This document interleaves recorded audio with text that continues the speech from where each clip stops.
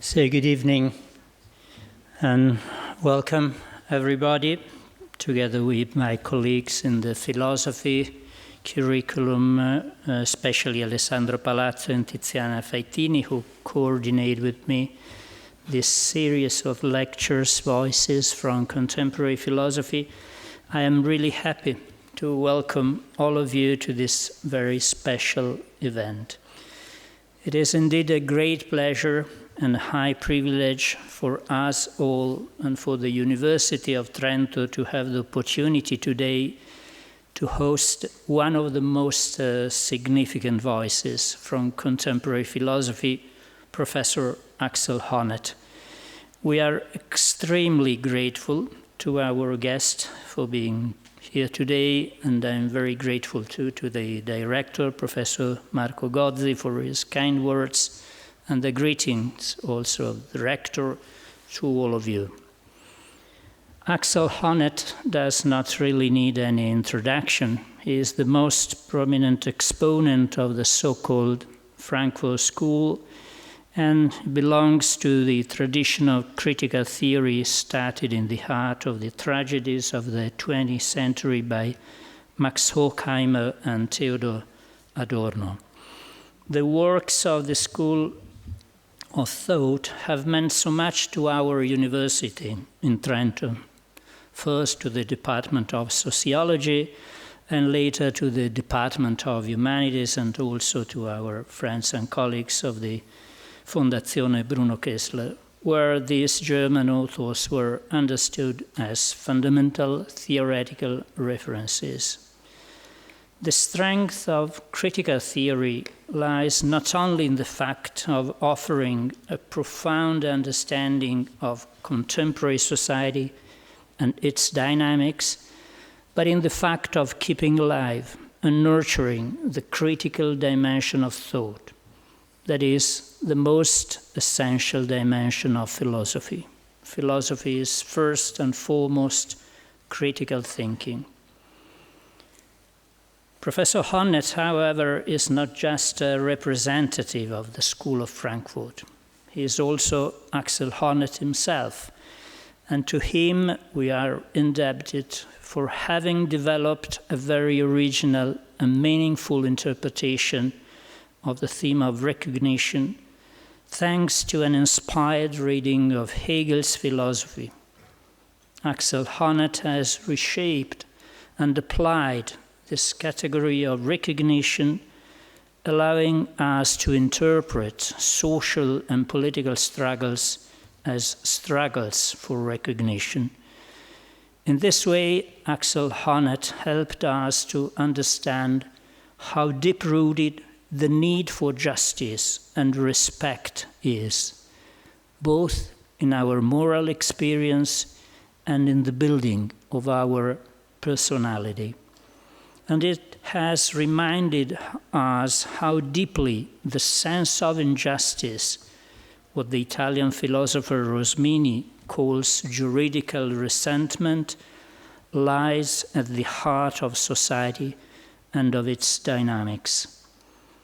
Over the years, together with our students, we have been reading many of his books, most recently the one dedicated to the European history of the idea of recognition, and we will now read his book on work and democracy.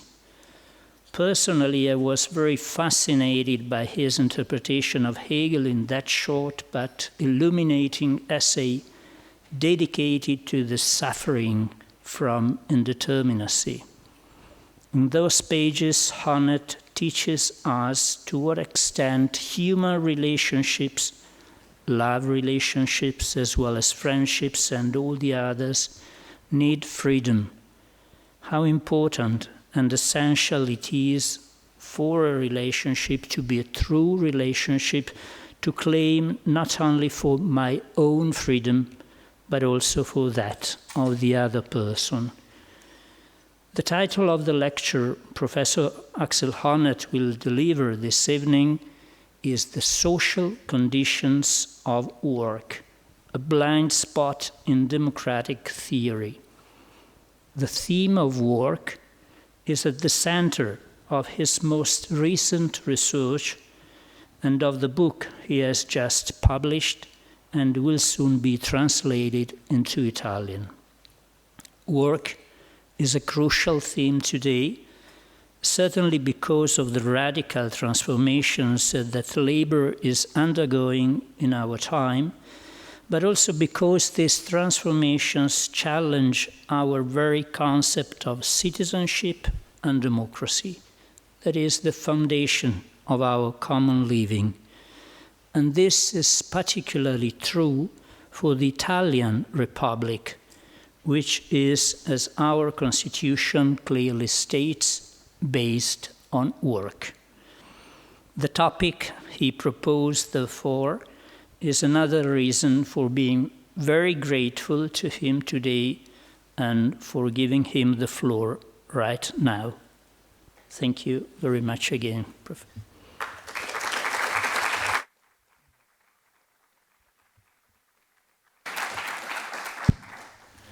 Yeah, thank you very much. I'm extremely grateful to the Department of Humanities at Trento University, and especially to Michele Nicoletti for having invited me to give a lecture to you or talk to you in this prestigious series you have established here.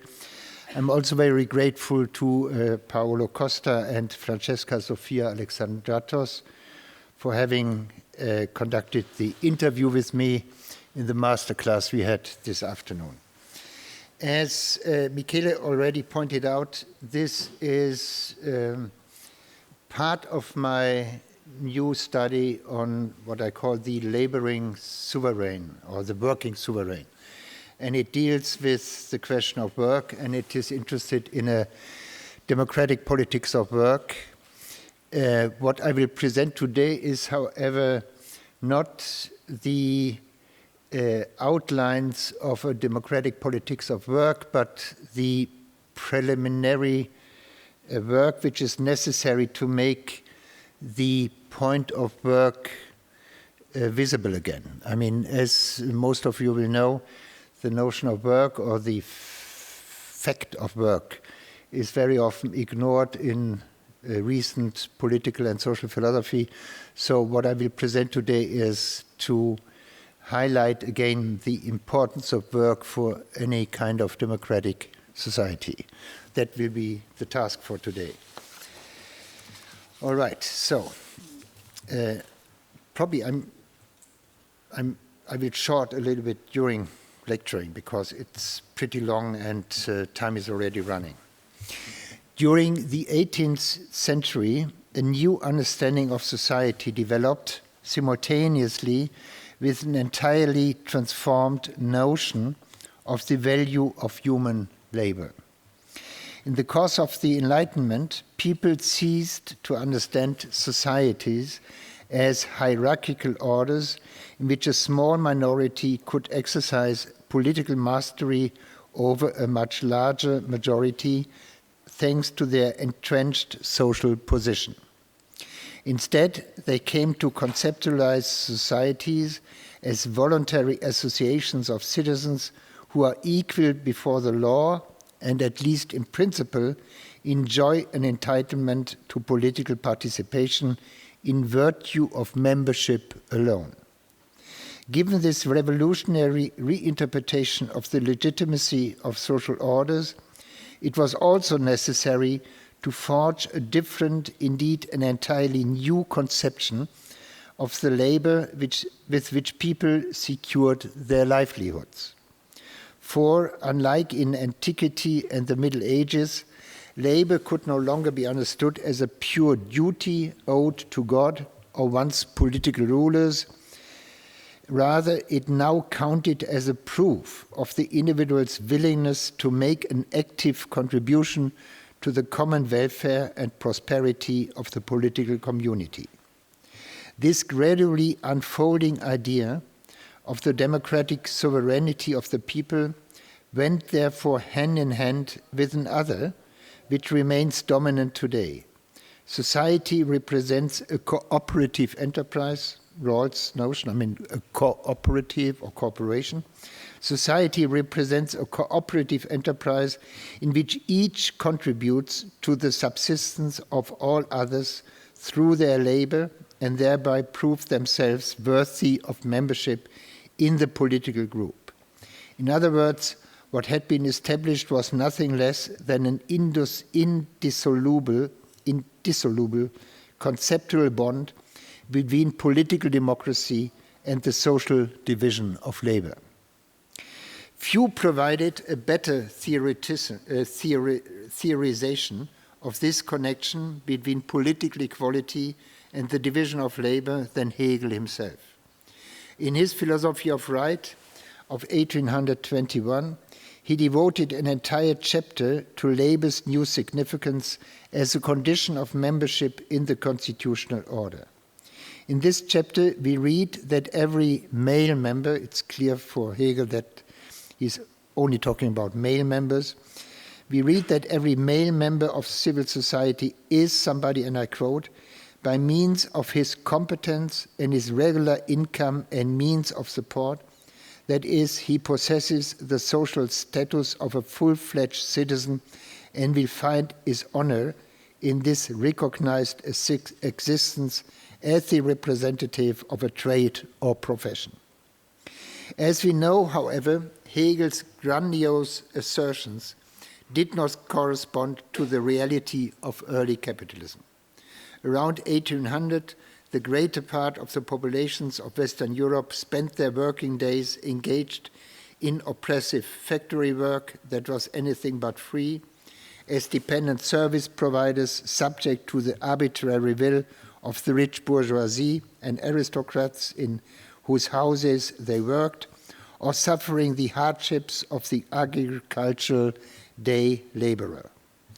There was an all too obvious tension between this tawdry reality and the Hegelian promise that gainful employment would henceforth be not only free from coercion, but on the contrary, a credential of independence and honor. On the one hand, the social reality of drudgery, unrestrained exploitation, subordination, and coercively imposed contracts. On the other hand, the modern ideal of free, self-determined labor guaranteeing a secure status. It is this contradiction between social reality and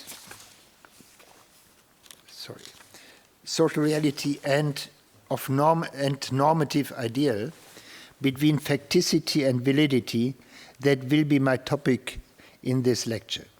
I want to begin by explaining a little bit more precisely what it means to speak of a complementary relationship between political democracy and fair working conditions. To this end, I want to briefly call to mind the tradition of social philosophy that developed the arguments for this reciprocal dependency. That will be the first relatively short chapter. I will then offer a brief attempt at diagnosing why contemporary theories of justice have largely tended to lose sight of this connection.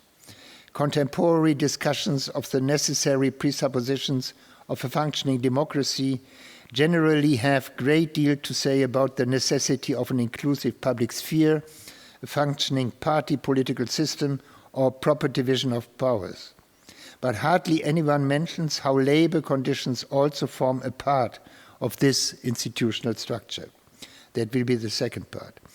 In the third and last part of my talk, I'll then differentiate various properties of working conditions that might prevent employees from making effective use of their right to democratic participation. As will become clear, we can isolate 5 dimensions along which the character of a workplace can prevent or impede participation in political decision-making. So I come to the first part, in which I give a very brief sketch of the tradition I have in mind. Surprisingly enough, it was none other than Adam Smith who first voiced concerns about how the ongoing mechanization and specialization of labor could be deleterious to the body politic. In what is almost an aside in the wealth of nations, we find Smith confessing his worries about the consequences of the growing division of labor. He feared that the resulting one-dimensionality and emptiness of the tasks assigned to workers would lead to their spiritual and intellectual impoverishment, thereby compromising their ability to act as informed participants in a common political life. Barely 50 years later, this peripheral observation would become the key to Hegel's analysis of the modern market economy. The Philosophy of Rights chapter on labor works with the idea that the laboring classes would be in a position to participate in a universal life and thus in a rational whole only if their professional activities were sufficiently complex and secure. Moreover, they would have to be integrated into specialized corporations that celebrated and enforced the ethos of their respective trades or professions. With this thought, Hegel planted the seed of the idea that a functioning rational political order and fair working conditions stand in a necessary and complementary relationship. In his view, the interrelated specialized occupations of the mass of the population have to satisfy the following normative requirements. They must equip all workers with the sufficient self-confidence, knowledge, and sense of honor necessary to participate in collective decision-making without shame or fear. Following Hegel, this conception would become a cornerstone of an entire tradition, albeit a rather subterranean one. In France, it was established by Durkheim's theory of solidarity and the thought of his followers, and in Britain through the Guild socialism of G.D.H. Cole, who, from his base in Oxford, had an influence on the English workers' movement. Both wings were united by the idea that a living democracy presupposes a fair and inclusive division of labor. And a further condition was especially important to both strands of the movement, namely that various provisions be made to ensure an enduring common consciousness of the reciprocal dependencies involved in the division of labor. This alone, they believed, could cultivate a spirit of democratic cooperation. The essence of this tradition's normative argument for the necessary interdependence of democracy and a fair division of labor could already be found in Hegel. In order to possess the cognitive capacities and sense of self-reliance necessary to engage effectively in the kind of collective decision-making demanded by the idea of an active sovereign, citizens need to be employed in professions that are both worthy of and actually enjoy social recognition. And these professions, moreover, must afford them an overview of their role within the overall network of the social division of labor. Socially required forms of labor count as adequately or sufficiently well organized only insofar as they enable every employee to freely play their part in the democratic life of a society. What this means in detail, how exactly this, that is, the vast multiplicity of tasks and functions of social labor, should be organized, will of course be determined by empirical assumptions about which aspects of existing social conditions are particularly inimical to people's abilities to participate in social decision-making. Consequently, the various representatives of this tradition frequently differed in their recommendations regarding how best to alter the conditions of labor in the direction of improved democratic participation. Nevertheless, when it comes to their critique of prevailing labor conditions, they are unanimous. They all identify conditions that prevent the working majority of the population from participating without interference in the deliberative activities of democratic societies, be it overwork or lack of recognition or transparency of the division of labor. When one considers that this tradition almost took the connection between democracy and fair working conditions for granted, it is hard not to be amazed by the extent to which it has been lost sight of today. Hegel, Durkheim, and G.D.H. Cole saw the internal link between the two spheres as inherent within the normative content of a certain mode of political sovereignty, one that is not secured exclusively by a purely legal entitlement to participate in democratic decision-making. Instead, fair conditions within the social division of labor are needed to guarantee that every citizen can also in fact participate effectively in practices of public deliberation and consensus building.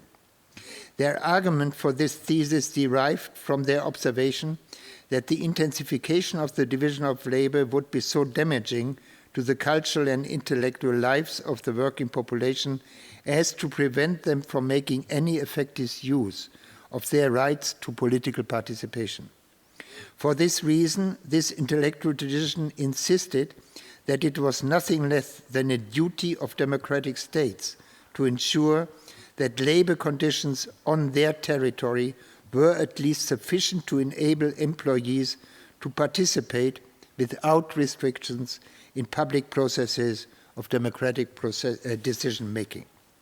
However, none of the authors who subscribed to this line of thought advocated an idea championed amongst the more radical Marxian-influenced wings of the labor movement.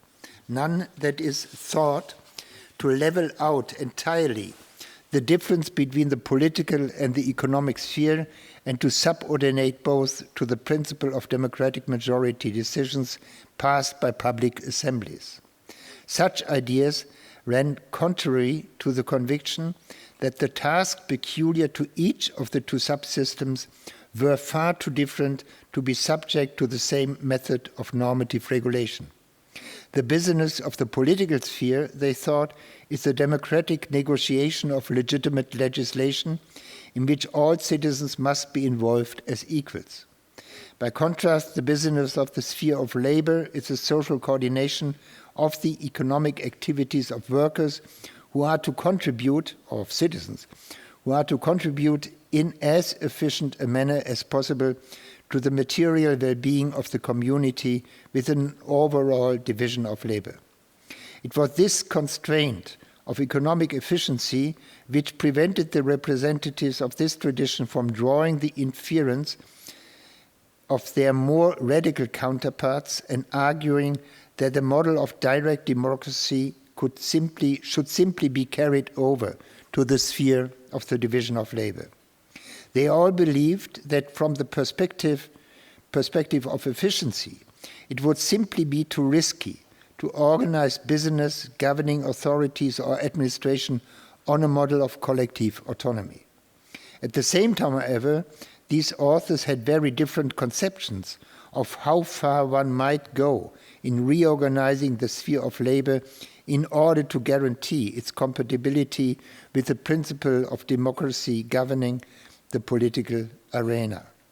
The options ranged from the reformism of a Hegel or a Durkheim, who wanted to further socialize the labor market through professional groups and state regulations, to the meliorism of John Dewey, who wanted to leave it to future experiments within the economic sector to determine up to what point it might be possible to democratize the world of labor without disobeying the command of economic efficiency.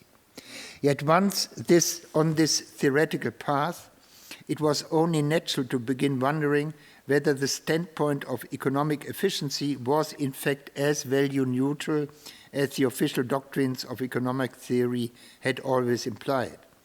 And the further the discussion developed, the clearer it became that one's standard of economic productivity depended upon whether one was looking at the rate of capital gains or rather at the relation between production costs and the supply of consumer goods.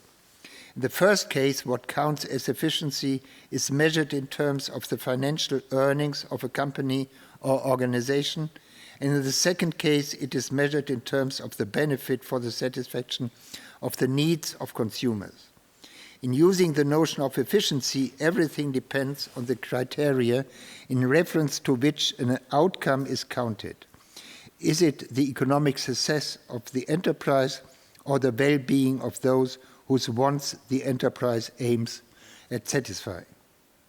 Yet independently of these questions, which indicate the range of this increasingly forgotten tradition, we must first of all recognize that its central argument for fair and decent working conditions possessed a purely immanent character. Democratic regimes require that all members of society be involved in political decisions. And this requirement, by its own logic, entails a further demand. Working conditions must be subject to normative rules that allow each and every employee to make a real use of their rights of political co-determination. The thesis sounds so self-evident, so overwhelmingly plausible and convincing that one has to ask why contemporary democratic theory seems to take so little notice of it. The reason can hardly be mere ignorance. Rather, we need to look at the underlying conceptual trends that led to our losing sight of the importance of a fairly and properly organized world of work in enabling successful democratic participation. In the second part of this talk, I will therefore offer an analysis of the conceptual causes of this blind spot, which will at the same time elaborate on the fundamental assumptions of my complementarity thesis. So, second part. For the representatives of the tradition just described, it was obvious that political democracy depends on good and fair labor conditions. It is therefore somewhat baffling that the connection between political democracy and labor relations seems to have been forgotten today. The representatives of the old tradition saw the intrinsic link between the two spheres in the normative substance of a mode of political sovereignty whose security depends not only on all members of society being legally included in democratic will formation, but on the social division of labor providing fair and sufficiently good conditions for enacting that sovereignty. The argument for this complementarity thesis is that the intensification of the division of labor brings with it mental and cultural disadvantages for the working population that may prevent individuals from exercising their right to political participation. The representatives of our tradition therefore insist that democratic states have a duty to ensure that the quality of labor relations in their territories is sufficient to give employees the possibility to participate fully in the public processes of democratic will formation. So I jump now over to identifying the reasons, in my view, that dominate current democratic theory that enables them or it to see that link between fair division of labor and democratic participation. Inarguably, the two most important attempts at establishing the moral foundations of the modern state under the rule of law, John Rawls' theory of justice and Jürgen Habermas's discourse theory of law, there is one line of thought in each that comes very close to the idea that democratic politics must be complemented by working conditions that are conducive to it. In Rawls, it is the insight that the equal rights to liberties must possess a so-called fair value, which means that the actual exercise of these rights is tied to the removal of social and economic inequality. In Habermas, it is contained in the normative demand that the practice of democracy must continually establish that the factual conditions for equal participation in its own procedures actually obtain. The fact that motivates both authors to insist on the removal of existing inequalities is obvious. A socially disadvantaged person or group will be unable to participate in the process of public will formation on an equal footing with everyone else, as the idea of the democratic state under the rule of law normatively requires. Both authors, however, abruptly break away from this line of thought before the deleterious effects of existing labor relations come into view. Neither Rawls nor Habermas asks whether a person's ability to participate in democratic will formation on an equal footing with others might depend not only on the education system, but on the way social labor is organized. Of course, it is not a coincidence, and nor is it down to mere negligence, that these influential thinkers mostly fail to mention the organization of work and professions. In both cases, the omission of this important sphere is a consequence of certain background assumptions. We must first uncover these before deciding whether we have good reasons to reject them. Two assumptions in particular may have persuaded Rawls and Habermas not to pay too much attention to labor relations as a factor that influences opportunities for democratic participation. First, both authors are inclined to see the labor market with its economic incentives as an indispensable, even if not ideal, tool for the efficient allocation of employees in complex societies. And they do not consider any possible alternatives. This tendency is evident in Rawls' view that economic incentives are suitable means of convincing individuals to pursue demanding occupations with extensive training requirements, occupations that would, absent these incentives, be left unfulfilled because no one would take them on voluntarily, leaving only the unacceptable option of compulsion.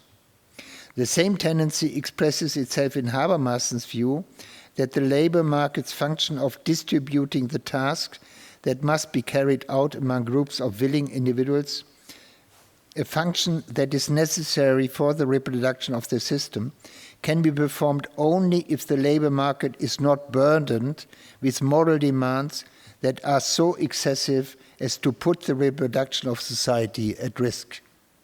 This first background assumption is thus roughly the same in Rawls and Habermas. In societies with a pronounced division of labor, there are not really any feasible functional alternatives to the labor market as an allocation mechanism. However, the assumption that the distribution of socially necessary work to certain groups of individuals can be achieved only via the mechanism of supply and demand does not imply that the labor market cannot be shaped or regulated by law. Rawls and Habermas do not exclude the possibility of state intervention in the labor market in principle. On the contrary, if such interventions contribute to the removal of violations of the legally enshrined principle of equality, they are essential on normative grounds. In cases of discrimination, when a private or public employer pays someone less, gives them a workplace of lesser quality, or does not hire them at all because of their gender, skin color, cultural background, or sexual orientation, the state must, as Rawls and Habermas see it, take legal action against such social disadvantage. However, this equation of social disadvantage with unequal treatment or discrimination conceals a second background assumption that the two authors seem to share, that the opportunities for democratic participation depend solely on someone's position vis-à-vis all members of society. According to this view, a person is disadvantaged only if they are worse off or treated less well in one or several respects compared to another group of people that is considered the standard case. However, this one-sided focus on the principle of equality has unfortunate consequences as far as the world of work is concerned. Here, the quality of the work or the level of remuneration may themselves explain why an appropriate level of participation in democratic will formation is not possible, quite independently of any comparison with the situation of others.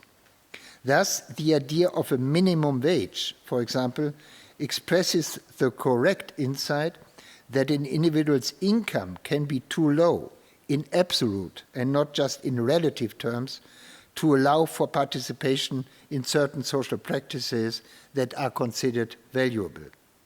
In such cases, the issue is not the removal of a form of discrimination that others do not suffer, but the reorganization of individual areas of activity or work structures such that employees are in a position to participate freely in the democratic process.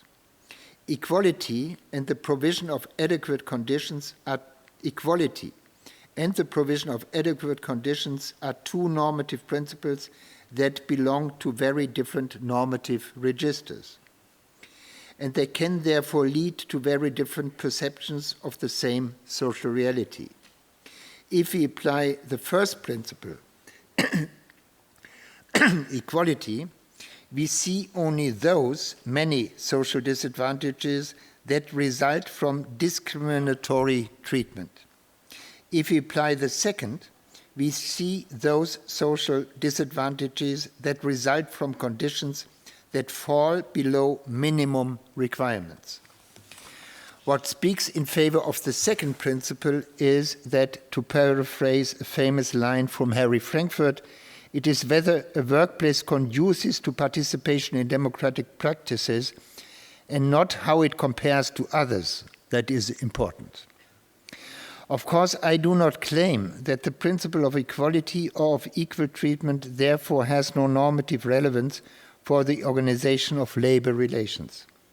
It is the appropriate standard in all cases in which, on the basis of certain personal qualities, individuals receive less income, are treated less well in the workplace, or find it harder to enter certain professions, offices, or positions, and are thus disadvantaged with regard to democratic participation.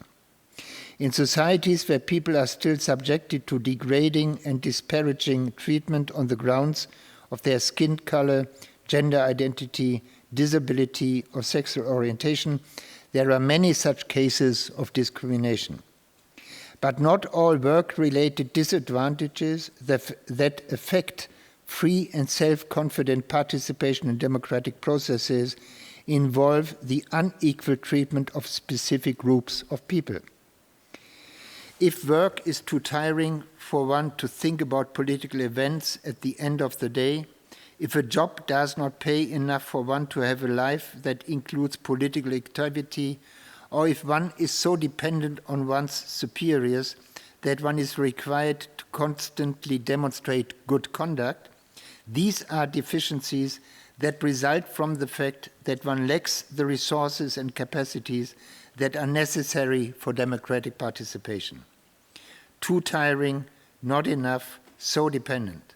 These formulations already indicate that we are dealing here not with a relative, but with an absolute lack of important resources and goods. Because of Rawls and Habermas' tacit assumption that social equality in the labor market is, as far as this sphere is concerned, enough to meet the normative demand for the possession and potential use of democratic rights, absolute deficiencies related to the type of employment or quality of the workplace are outside their field of vision. In the absence of a standard for comparison, they cannot see how a particular type of employment or given work structure might have to be changed to adapt it to the needs of democratic participation. Autonomous and self-confident participation in democratic practices depends equally on the social equality of all citizens and the availability of a number of basic capacities and resources for which minimum requirements cannot be established via a comparison between individuals. One could go even further. The second condition, namely to have certain minimal resources at your disposal, must precede the first. Only those who have the necessary abilities and resources can see themselves as equal members of a group. Taken together, the two background assumptions that guide Rawlson's and Habermas's theory of justice explain why the social conditions for the exercise of political rights or democratic participation, the organization and form of the social division of labor, do not really figure in their reflections. The first assumption rules out the possibility of alternatives to the labor market as an efficient allocation tool. The second limits the scope for normative regulation of the labor market to measures that secure equality and equal treatment. As a result, the need to complement processes of democratic will formation with work structures that support them is recognized in only one respect, namely in the belief that the conditions for the equality of all citizens must also be guaranteed on the labor market. For the reasons I have given, our two authors cannot entertain the possibility that further, much broader conditions might be required on the grounds that given working conditions reduce or even entirely undermine opportunities for democratic participation. So I come to the third part of my lecture. Entertaining this possibility means positing some thresholds below which a work activity cannot be said to allow for participation in processes of political will formation in a normatively satisfactory way. In what follows, I want at least to sketch the dimensions with regard to which such thresholds must be established.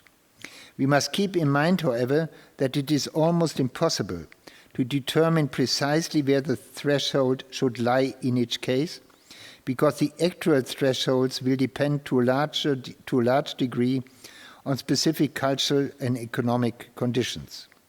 For each dimension, the boundary between sufficient and insufficient resources and abilities can be precisely determined only on the basis of a detailed understanding of the history of the relevant political community. When in what follows, I shall identify 5 dimensions of a person's position in the social division of labor that to a large extent determine that person's opportunities for participating in processes of public will formation. These dimensions should therefore be understood as constituting a heuristic framework that still needs to be filled in with socio-cultural details. This framework seeks to identify those aspects of work that may undermine democratic participation. The 5 dimensions are economic, temporal, psychological, social, and intellectual in nature, and I shall present them in turn. In each case, the dimension relate to conditions or resources of which a sufficient minimum enjoyed by all is far more important for the purposes of political participation than a person's enjoyment of these resources relative to others. In that sense, the following list also clarifies what it means to talk of a fair, of sufficiently good labor relations in the context of a democratic community. In a fair social division of labor, all the activities that make up the division of labor satisfy the condition of not hindering, with regard to any of the 5 dimensions, the exercise of the democratic rights of those who carry out these activities. So I will now I will enlist the 5 dimensions I have in mind when I speak of fair working conditions. And this is all meant as a preparation for outlining, what I will not do today, a democratic policy of work. Yeah? A democratic policy of work should have these 5 dimensions permanently in view. So first dimension. The first and foremost condition for participating in public political debates is economic independence. Having no control over the decisions of the people to whom one owes one's livelihood means that one will, whether voluntarily or instinctively, behave in such a way as to ensure that the steady stream of income will not cease. This can be so preoccupying that there is little opportunity to reflect on the political aims one supports without at the same time taking into account the expectations of third parties and without worrying about one's own well-being. Such dependence does not permit free and autonomous participation in processes of public will formation. The situation lacks the existential trust in a secure future that is necessary for one to be able to reflect on alternative ways of organizing one's political community. As long as most people's livelihood are tied to gainful employment, a secure, adequately remunerated job is therefore a fundamental condition for participation in the processes of democratic will formation.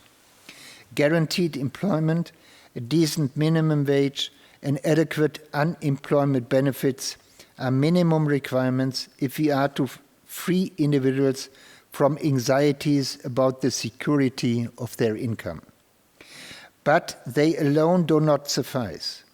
If securing your livelihood means accepting any working condition, even if you would never freely endorse them, you are subject to arbitrary decisions beyond your control and potentially unable to articulate your personal interests in the context of political will formation. In this case, too, your decisions remain dependent on powerful others in a way that makes it impossible to participate as freely and autonomously in the processes of democratic will formation as the idea of the democratic legitimation of political authority demands. Real economic independence also requires that workers have some power to negotiate working conditions. If this requirement is not fulfilled, workers will be forced in times of economic need to accept labor relations that are completely determined by others and disadvantageous to the workers. As a consequence, they will lack a belief in the public significance of their own will. They will perceive themselves as second-class citizens among the allegedly equal members of the body politic. The common phrase made popular by the German novelist Hans Fallada about the impotence of the little men in the street, and we should add the little woman, who can be treated whatever way one likes, reflects how many dependent employees regard their own position. This group of people has little or no say in deciding what work and what working conditions are considered acceptable. These people thus cannot develop the mindset necessary for participation in political practices, for they do not think that their intentions or interests have any influence on the political public sphere. A further necessary condition for economic independence is therefore that workers must have individual or collective bargaining power that is sufficient for them to negotiate working conditions in a fair and participatory way. Even if a workplace that was perfectly safe and secured by the state's welfare politics would remain a dull and unfulfilling place to work without the guarantee of such participation, because the workers would still be exposed to the whims of those who can determine the conditions of work at will. Second condition, or second dimension.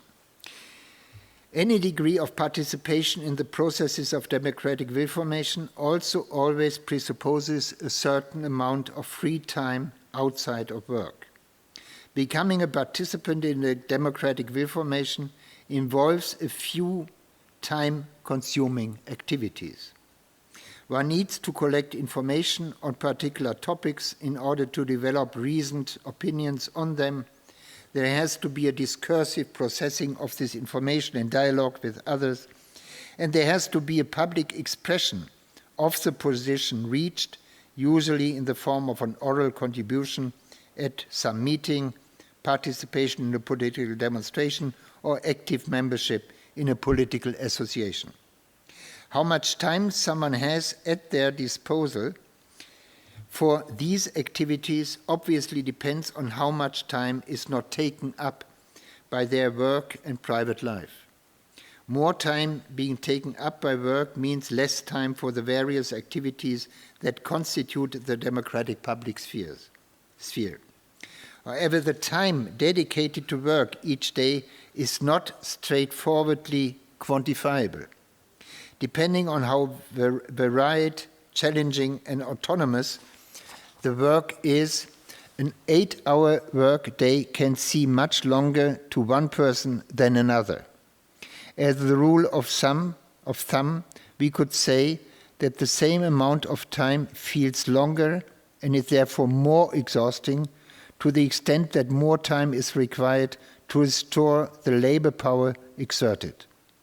According to this formula, someone who, after 8 hours of work, needs 4 hours to restore their labor power, such that the same activity can be performed again, works longer than someone who, after 8 hours of work, needs only 2. This is perhaps a slightly odd formula for something that, in the end, cannot be calculated with precision, but it is meant only to convey a fact that is difficult to illustrate. Given a particular length of working hours, some work deprives the workers of more free time than other kinds of work. The obvious implication is that fast-paced, mentally tiring, monotonous, and non-autonomous work deprives workers of more energy and therefore leaves them with less energy for activities in the democratic public sphere. If the remaining energy falls below a certain threshold, which would probably be difficult to quantify, no time remains for engaging in such political activities. What are required, therefore, are working time limits that are sensitive to how tedious and exhausting the work-related activities are, and that in this way ensure that a sufficient amount of time is left for private life and political activities. Third dimension. In addition to economic independence and time, participation in the democratic public sphere also requires a certain amount of self-respect and self-esteem. Without a firm belief that one's political statements are worthy of being publicly heard, citizens lack the courage to participate in democratic discussion. Taking a public stance on some topic of political significance presupposes a conviction that the expression of one's opinion will be seen by other participants as a meaningful and useful contribution to the discussion.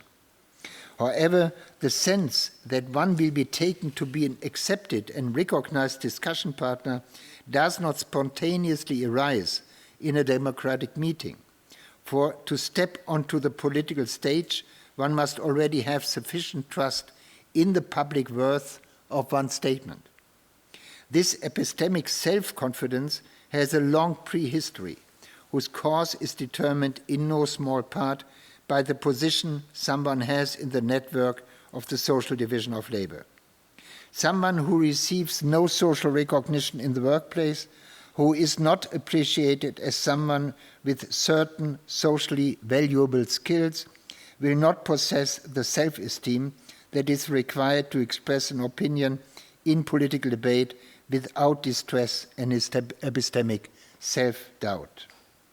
Unfortunately, the close connection between position in the social division of labor and self-esteem has been obscured rather than highlighted by John Rawls' emphasis, in itself commendable, on the moral importance of self-respect.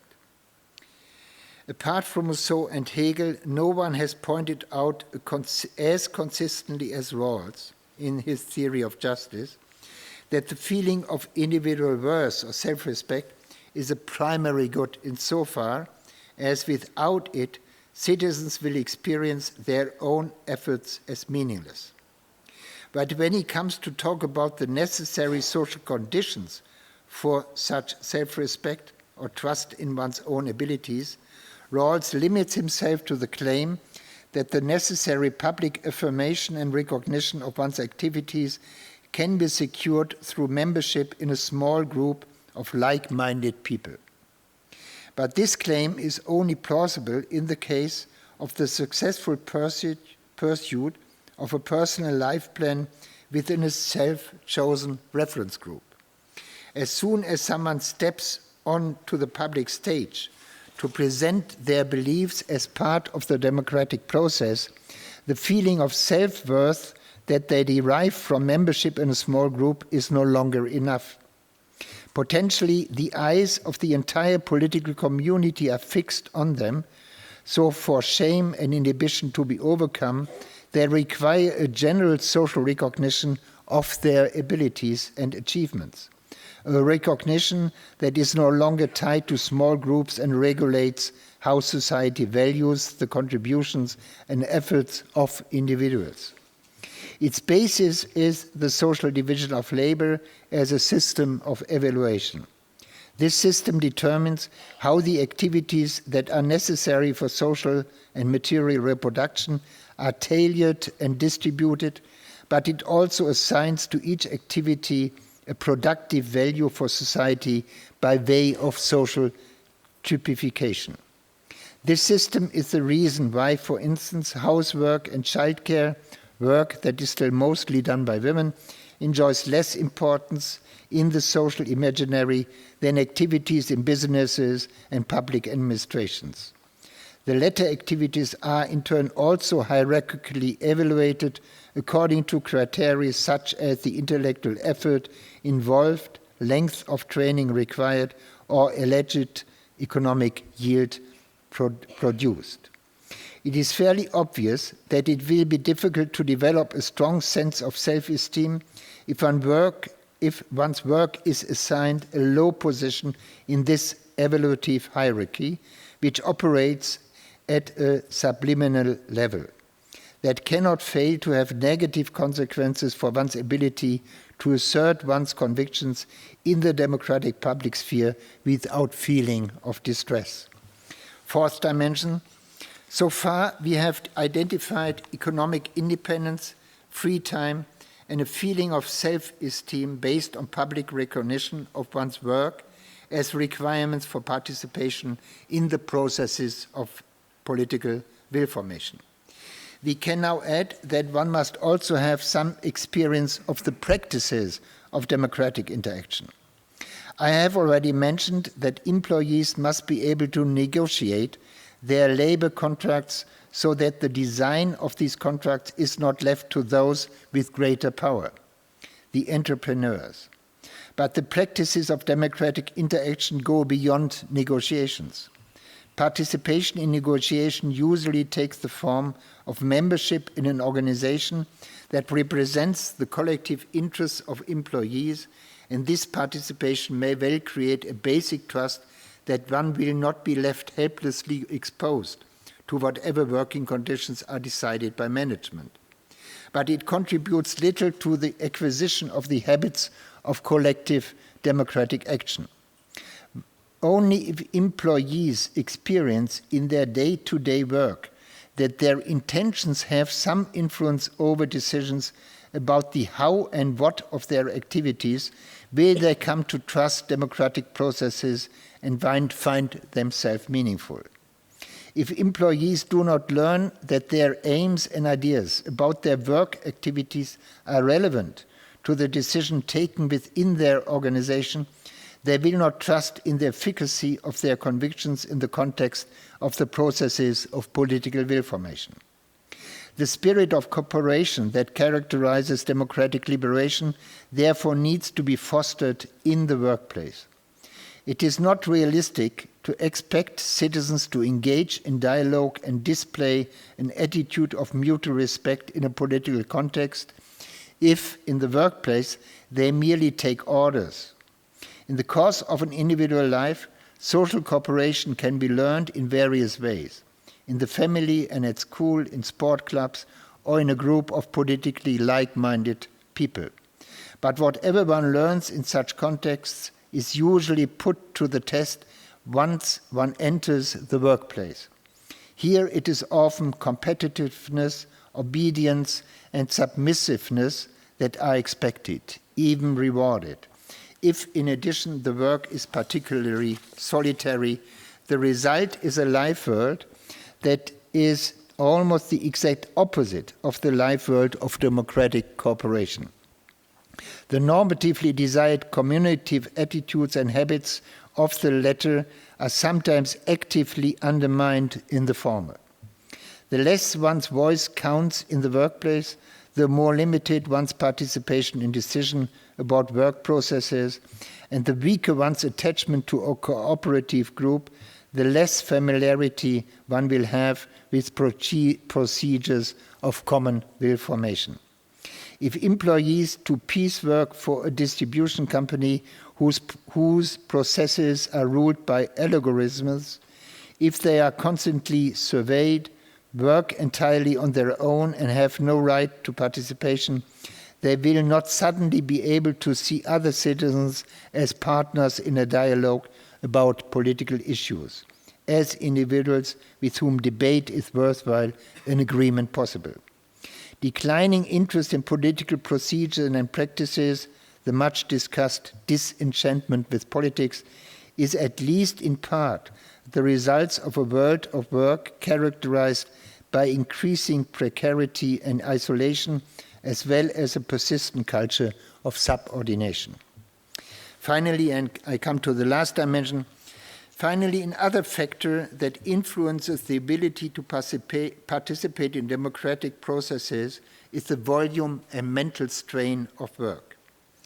This topic was a major concern of those social philosophy inclined thinkers who developed the classic accounts of the division of labor, and it continued to be discussed in certain schools of thought even later. We have seen that at the beginning of the industrial age, Smith, Hegel, and Durkheim were already speculating about a connection between the increasing mechanization of work and decreasing social participation. As Hegel succinctly put it, the increasing, and I quote, specialization and limitation of particular work leads to a worrying inability to feel and enjoy the wider freedoms and particularly the spiritual advantage of civil society. A fantastic quote, by the way. It's in the Philosophy of Right, and Hegel is saying that the more the specialization of work is going on, and the more you are limited to particular small detailed work, the less you are able to enjoy the wider freedoms and particularly the spiritual advantages of civil society. More recently, a number of psychological and sociological studies have provided clear evidence that this idea was not far-fetched. The more monotonous, intellectually unchallenging, and repetitive the work, the more limited the ability of the workers to take the initiative and change their circumstances and social environments. This is not to say, of course, that employees doing monotonous and simple work are less intelligent or knowledgeable than those doing more complex work. The point is just that the content and volume of their work means that they must endure a significant reduction in autonomous creativity, motivation to demonstrate their inventiveness, and the ability to experience their own efficacy. In other words, after a certain amount of time, the rhythms of rapid, monotonous, and unstimulating work begin to mold the intellectual habitus and the general relation to the social environment as well. Such rigidity in thought and action significantly impairs one's ability to participate in the practices of political will formation. As Smith, Hegel, and Durkheim suspected, the result is that workers will find it hard to keep up with the rest of the population when it comes to collecting and processing politically relevant information. Moreover, they will lack the motivation to take up positions in the democratic public life. This lack of flexibility, the inability to play an active role in political life, is the internalized effect, turned second nature, of a form of work that has been reduced to a few basic operations in the interest of cutting costs and thus increasing profits. The principle that all members of a society should, if possible, have an opportunity to participate in the process of democratic will formation, therefore also demands interventions in the form and division of work activities, which means a reshaping of job characterizations. If these activities are structured in such a way that the work is overly monotonous, repetitive, and unstimulating, the workers will find it much harder to make use of their right to actively participate in deliberation and in the democratic public sphere. I have presented the 5 dimensions of employment under conditions of the social division of labor that, I believe, have a strong influence on people's ability to participate in the processes of democratic will formation. Again, I stress that these dimensions are intended primarily to serve as a heuristic that facilitates the setting of concrete political agendas. Their main purpose is to ensure that when we come to decisions about which political corrections to the existing situation are necessary, our attention remains firmly fixed on the unquestionably close connection between the organization of labor and the conditions of democratic participation. Each citizen's opportunities and abilities to participate in the process of will formation depend crucially on whether and how each citizen is involved in the process of social reproduction under conditions of the division of labor. We can therefore say that there is a relationship of mutual dependency between a functioning democracy and a fair organization of the division of labor. Democracy relies on well-organized and sufficiently cooperative labor relations, and the quality of labor relations relies on citizens' ability to democratically influence the arrangement of the relations of production. This is the reason why the democratic state, under the rule of law, not only has a duty to create the framework conditions for a functioning political public sphere, but must equally ensure sufficiently good and fair labor relations. That is, labor relations that do not fall below the minimum requirements for each of the 5 dimensions as set out above. Democratic theories that have no place for the mutually conditioning relationship between fair work and a functioning democracy are just as incomplete as sociological analysis of labor relations that do not recognize that their normative vantage point should be the improvement of the conditions of democratic participation.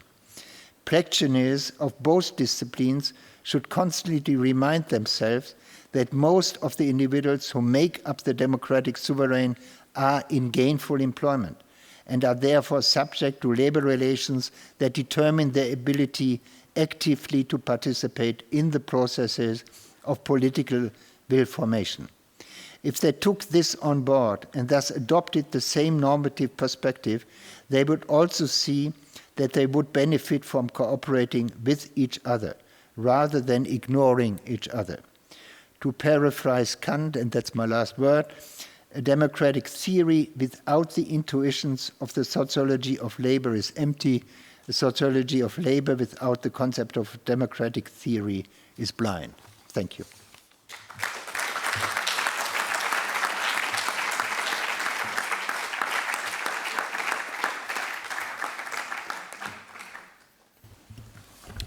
Thank you very much, Professor Honneth, for this wonderful lecture, or this historical reconstruction of the root of this problematic relationship between work conditions and development of democracy, and for your theoretical, critical discussion of some influential democratic theories, Rawls and Habermas in particular, and in the third part for the proposal of a new political manifesto, I would say, a manifesto of the new labor as a kind of political platform, which was very ambitious and I'm sure very stimulating for our public.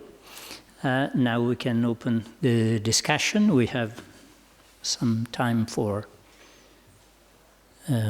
some questions from your side.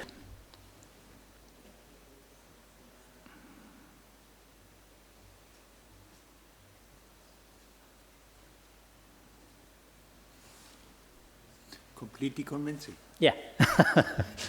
Achille, Professor Achille Varzi. You need the microphone.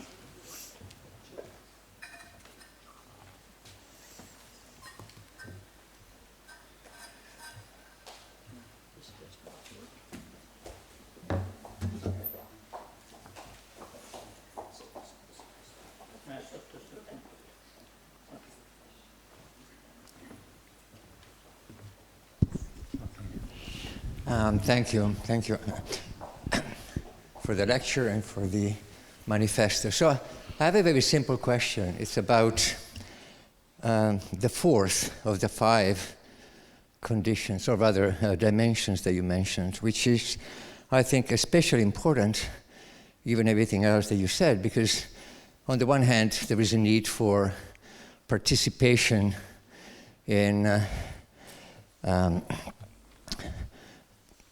the public sphere at the political level. But on the other, of course, there is also a need for participation, democratic participation in the division of labor. Now, your fourth dimension was specifically about this point, namely that it is absolutely important that the workers' relationship to their working conditions, and for that matter even the nature of their work, be itself not just based on some kind of negotiation, but on some active participation, as if the division of labor itself could be run in democratic ways. And I should agree with that. But then my question is, now we have the same problem at that level. So what are the five conditions or the five dimensions that guarantee your fourth dimension? In other words, we have a democracy issue there at the level of division of labor. Can you tell me? I mean, I assume that it's not just a matter of, having a benevolent employer or hoping that things go well. So what are the conditions for that fourth dimension? Thank you. Yeah, I mean, it depends, probably. If it is fine for yeah. you. Is it on? Yeah. Yeah, I have to say that especially the fourth dimension created a lot of troubles for me, because it is a very ambivalent thing to increase group cooperation in certain firms, because sometimes this is used as a kind of instrument for increasing work productivity. Yeah. So I mean, the viewpoint here is that it needs. I mean, that's the idea. It needs already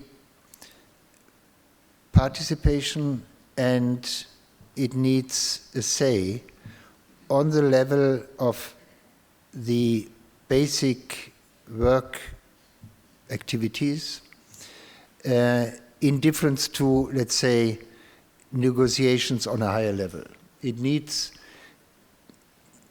I don't want to say democracy at the workplace, but it needs a kind of higher degree of participation in democratic decision-making on your workplace.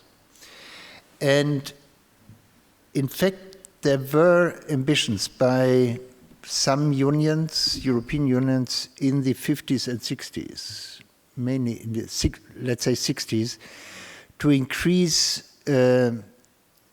cooperation and active groups on the basic level of everyday occupation. The results were sometimes very strange, namely that instead of giving the workers a higher degree of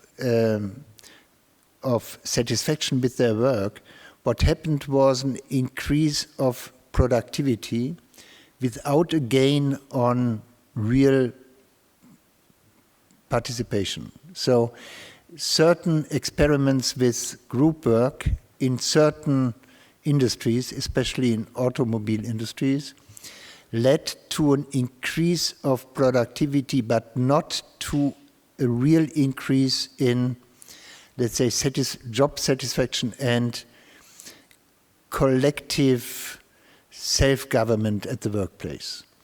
What I have in mind is instead different. Yeah, I mean that there are very often no objective hindrances to give more autonomous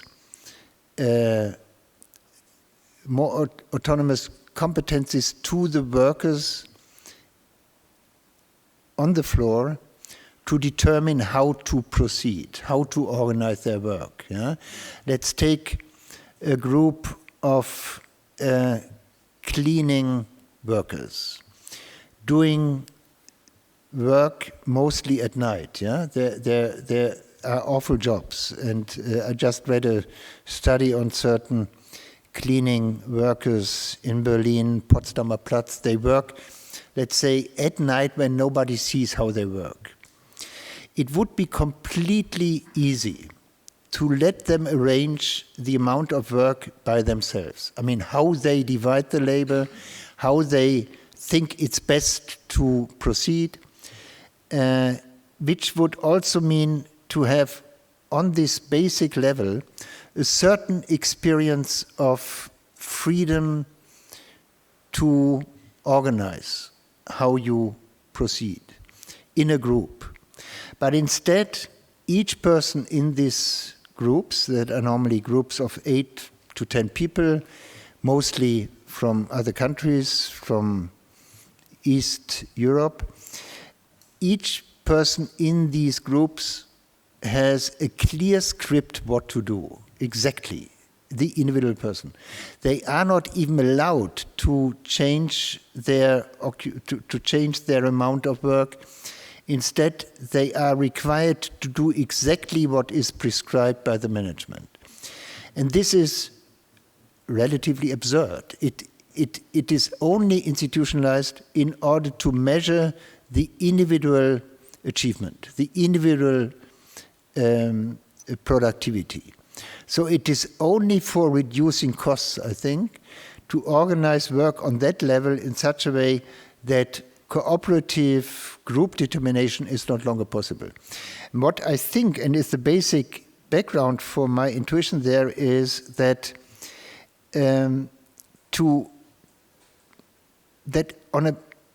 a very basic way, to learn to organize your work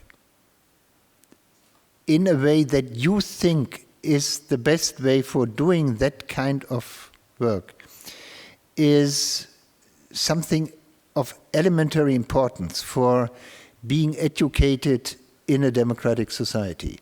So there is no reason I can think of, with the exception of profitability and increase of productivity, not to allow workers in many places to organize their work cooperatively. And so that's a basic idea. I mean, it means cooperation on a very basic level. And there are many, many areas in our work life that would allow it, but it is not allowed because there is the basic idea, capitalistic idea, of increasing individual achievements or individual productivity. I'm not sure whether that's a sufficient answer to your question. It's the old idea that cooperation on a very basic level is a first experience of democratic will formation. And so I think we should reorganize work such that this is allowed. But that has a lot to do with other developments within working conditions today, about which I didn't speak. I mean, the tendency within work life today are leaning into a direction that are going into the opposite, namely individualization of work, individual control of work, the atomization of work, which also has a little bit to do with the enormous importance of electronic, of the digitalization of work. So the direction work takes is going in the opposite direction. But I think it is in principle not impossible to reorganize work such that much more cooperation is possible than we have it right now. Thank you. Professor Zaninotto.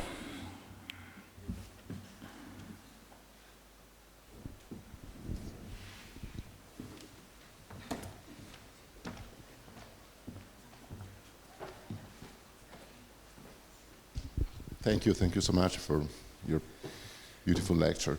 I have a curiosity and a question. The curiosity is about something, if you find any relationship between your approach and Amartya Sen capability approach and his critique to Rawls. And the question is, do you think that a consequence is that democracy must enter into the corporation?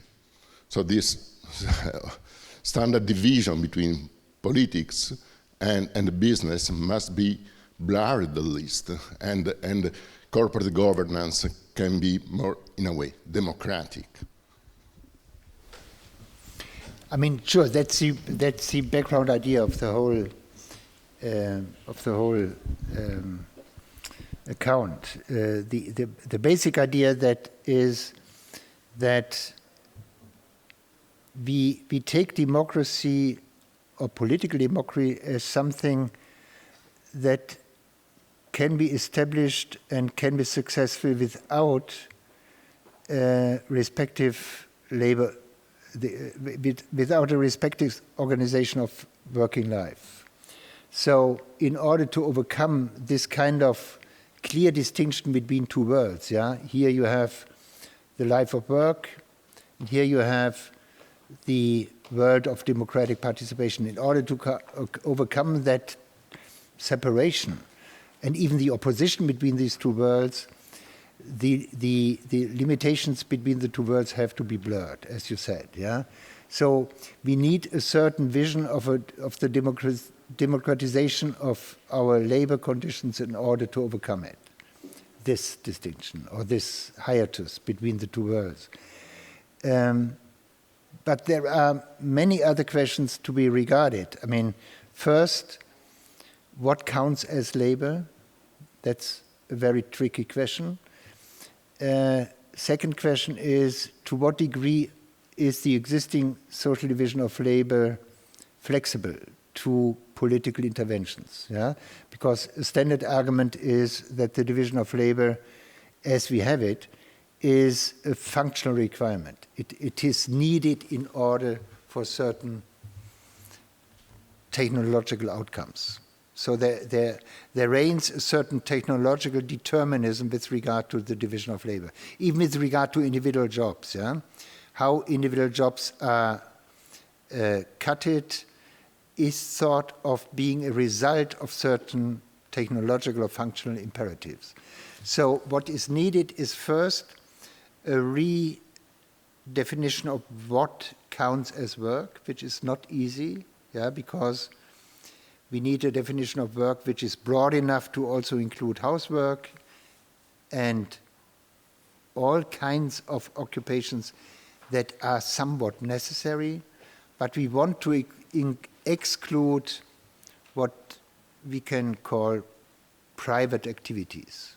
So the first task is to give a definition of what work is.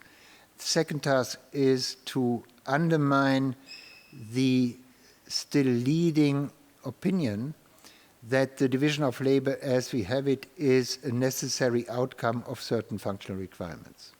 So this is all important to overcome the clear distinction between the political realm and the economic realm, or the realm of labor activities.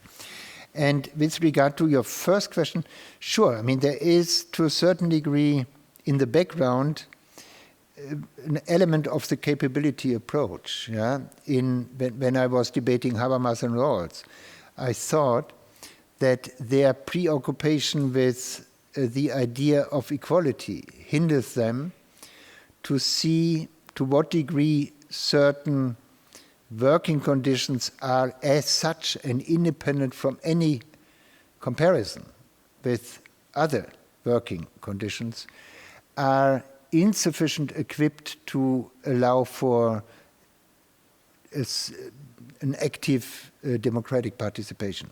So in the background here is partly the capability approach as it was developed by, on the one side, Sen, partly by Harry Frankfurt.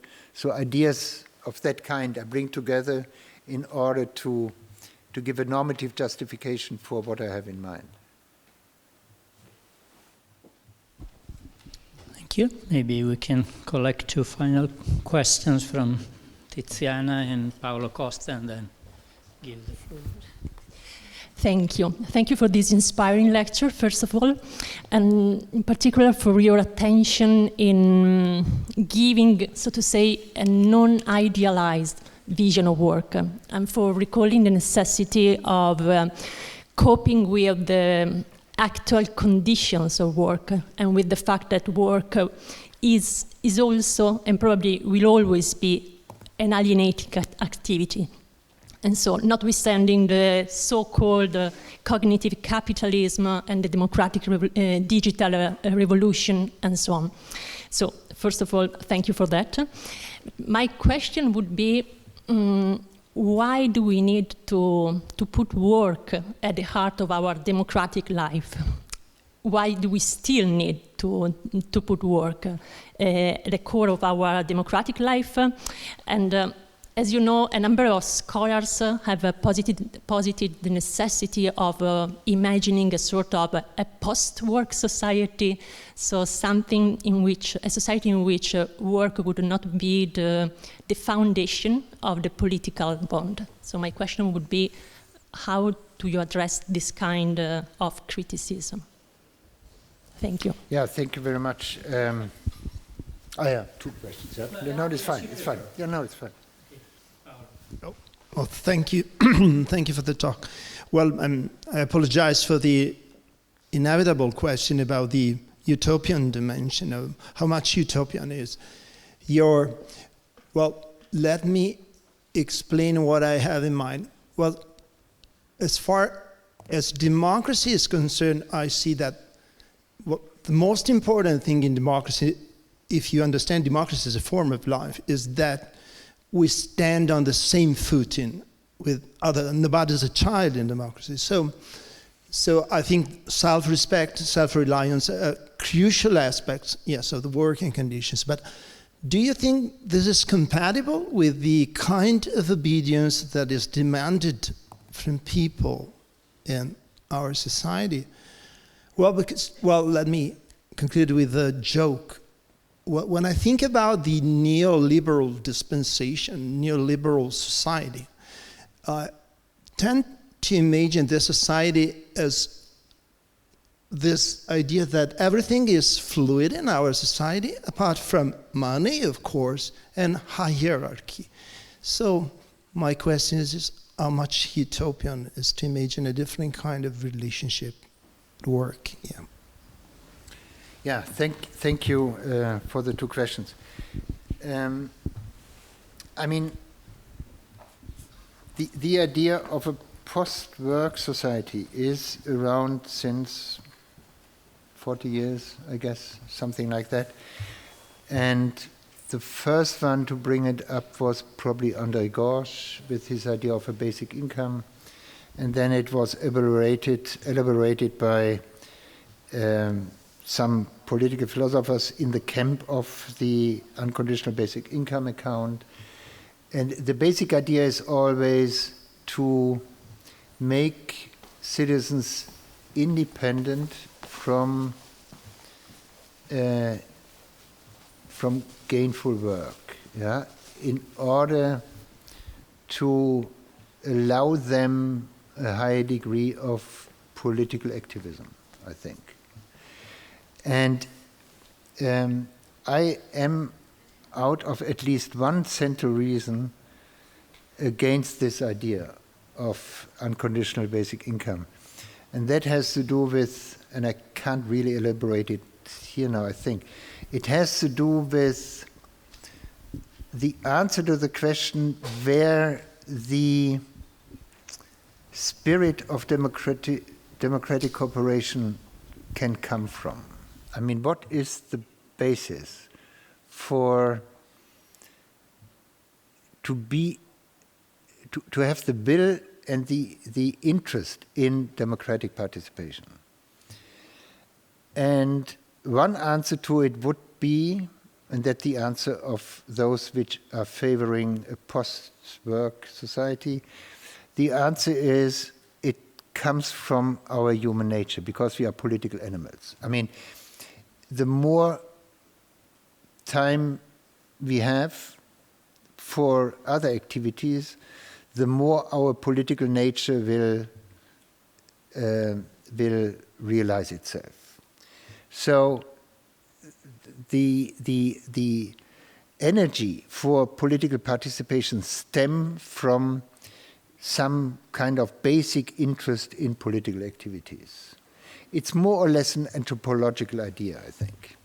And most of the defenders of the idea of an unconditional basic income have similar visions about human nature. They stem from Aristotle, or they stem from Hannah Arendt, yeah, whatever you have there. And I'm extremely doubtful about that. And I have huge doubts with regard to that. So I believe that the feelings of solidarity that are necessary for a political community to exist do not stem automatically from some basic interest we have in political negotiation or political discourse. They stem from experience we make within the division of labor, that we are somewhat dependent on each other in our work activities, which means we produce the material condition of our community by the division of labor and by being involved in the division of labor somewhat. So a precondition for any democratic community to exist is the experience of being part of a cooperative project which is based on dividing the occupations that are necessary for reproducing ourselves in a fair way. This is, I think, the background idea of Rawls' political liberalism, when he speaks and when he claims that any concept of democratic justice or political liberalism is depending on a shared understanding of a society as a cooperative enterprise. And I understand this experience as an experience of